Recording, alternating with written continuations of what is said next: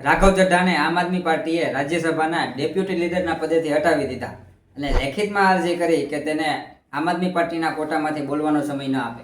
રાઘવ ચઢ્ઢા કે જે અત્યારે આમ આદમી પાર્ટીના સૌથી વધારે પોપ્યુલર લીડર છે, એની હારે આમ આદમી પાર્ટીએ એવું કેમ કર્યું? રાઘવ ચઢ્ઢાએ પણ પોતાનો વિરોધ જતાવતા કહ્યું કે આમ આદમી પાર્ટી શા માટે નથી ઈચ્છતી કે તે પોતાના મુદ્દાઓ સંસદમાં ઉઠાવે. આમ આદમી પાર્ટીનું કહેવું છે કે જ્યારે પાર્ટીને રાઘવ ચઢ્ઢાની જરૂર હતી, અરવિંદ કેજરીવાલ અને મનીષ સિસોદિયા જેલમાં હતા, ત્યારે રાઘવ ચઢ્ઢા લંડનમાં વેકેશન મનાવતા હતા.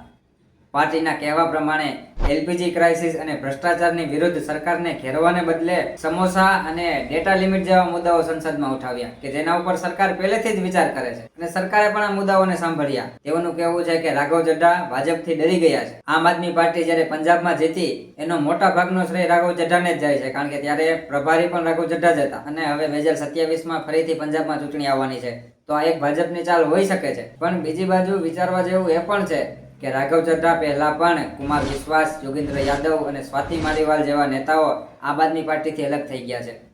તો આ કોઈ વિચારધારાનો શિફ્ટ છે કે પછી અરવિંદ કેજરીવાલનો ઈગો છે કે પાર્ટીમાં તેનાથી વધારે પોપ્યુલર કોઈ ન થવું જોઈએ, કે પછી ભાજપને કોઈ ષડયંત્ર છે? તમારું શું માનવું છે? તમારો વિચાર કોમેન્ટમાં જરૂર જણાવજો.